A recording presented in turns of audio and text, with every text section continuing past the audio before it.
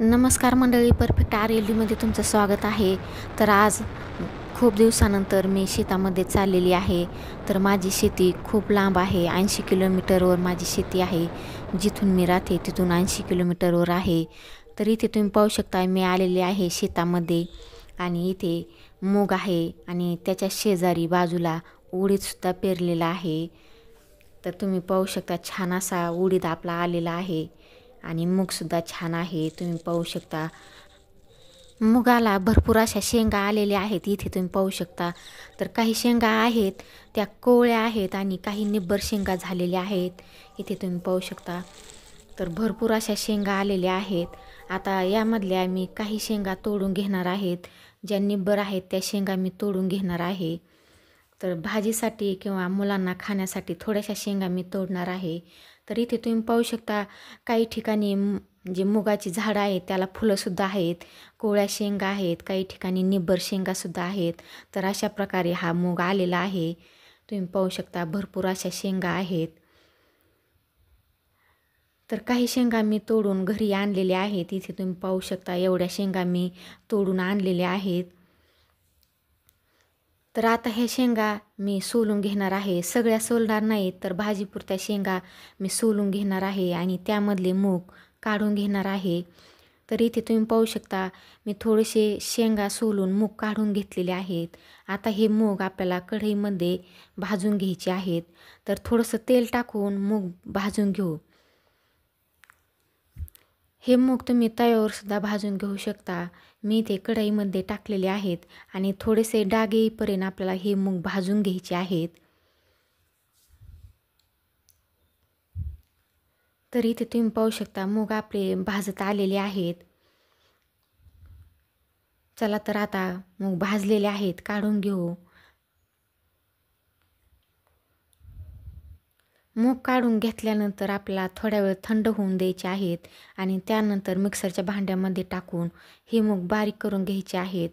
तुम्हाला आवडत असल्यास तुम्ही बारीक करून घेऊ शकता किंवा नाही बारीक करून घेतले तरीही चालतात. किंवा मग अर्धे मूग तुम्ही बारीक करा किंवा अर्धे तसेच ठेवा. तर इथे तुम्ही पाहू शकता, मूग मी जाडसर असे बारीक करून घेतलेले आहेत. जास्त आपल्याला बारीक करायचे नाहीत. तर अशा प्रकारे जाडसर बारीक करायचे आहेत. चला तर मग त्यासाठी लागणारं वाटण तयार करू. तर आपण इथे भाजीला हिरवी मिरची वापरणार आहोत. त्यासाठी मी ते हिरवी मिरची घेतलेली आहे, लसूण घेतलेला आहे, थोडेसे जिरे घेतलेले आहेत, चवीनुसार मीठ, थोडीशी कोथिंबीर. आता हे मिक्सरच्या भांड्यामध्ये टाकून आपल्याला जाडसर वाटून घ्यायचं आहे.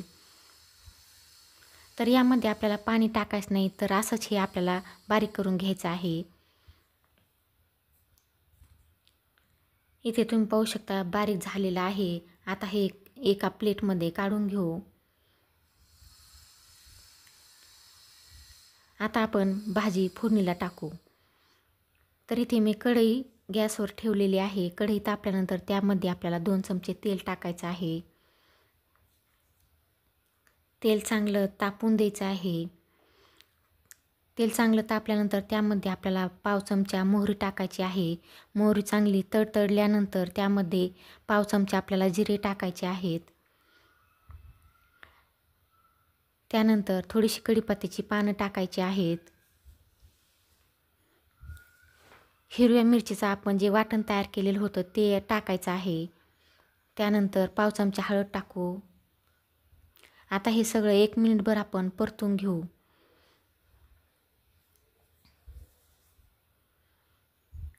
आता बारीक केलेले मूग आपल्याला यामध्ये टाकायचे आहेत आणि थोड्या वेळ परतून घ्यायचे आहेत. एक अर्धा मिनिट आपल्याला हे मूग परतून घ्यायचे आहेत. तुम्ही जर माझ्या चॅनलवर नवीन असाल तर व्हिडिओला लाईक करा, शेअर करा, सबस्क्राईब करा आणि कमेंटद्वारे कळवा की तुम्हाला माझी भाजी कशी वाटली आणि माझी शेतीसुद्धा कशी वाटली ते नक्की कळवा. तर आपल्याला यामध्ये आता गरम पाणी टाकायचं आहे. तर इथे आपल्याला थंड पाणी न टाकता गरमच पाणी टाकायचं आहे. तुमच्या आवडीनुसार इथे तुम्ही पाणी कमी जास्त करू शकता, कारण पाणी टाकताना आपल्याला थोडंसं जास्तच टाकायचं आहे. त्यामधले मूग शिजल्यानंतर भाजी थोडीशी घट्ट होते, त्यामुळे पाणी टाकताना थोडंसं जास्त टाकायचं आहे. इथे भाजी मला थोडीशी घट्ट वाटते, त्यामुळे यामध्ये मी अजून थोडंसं पाणी घालणार आहे. तर पाणी घालताना आपल्याला गरमच पाणी यामध्ये घालायचं आहे. पाणी घातल्यानंतर भाजी व्यवस्थित अशी मिक्स करून घेऊ. मिक्स करून झाल्याच्यानंतर यावर आपल्याला झाकण ठेवायचं आहे. झाकण ठेवल्यानंतर आपल्याला भाजीला एक उकळी येऊ द्यायची आहे. तर इथे तुम्ही पाहू शकता भाजीला छान अशी आपल्या उकळी आलेली आहे. उकळी आल्याच्यानंतर आपल्याला यामध्ये भाजलेल्या शेंगदाण्याचा कूट टाकायचा आहे. तर छोटीशी एक वाटी मी भाजलेल्या शेंगदाण्याचा कूट आहे तो टाकलेला आहे. कूट टाकल्याच्यानंतर आपल्याला हा कूट मिक्स करून घ्यायचा आहे.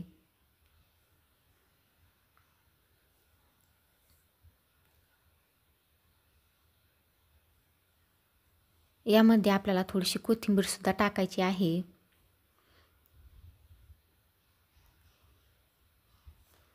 कोथिंबीर टाकून झाली की यावर झाकण ठेवून आपण 4 ते 5 मिनटं मंद आचेवर ही भाजी शिजवून घेणार आहोत.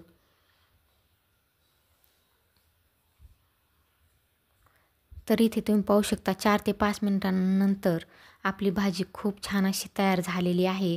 भाजी घट्टसुद्धा झालेली आहे. इथे तुम्ही पाहू शकता त्यामधले मूग आहेत ते छान असे शिजलेले आहेत आणि हिरवीगार आपली तर्हीसुद्धा आलेली आहे.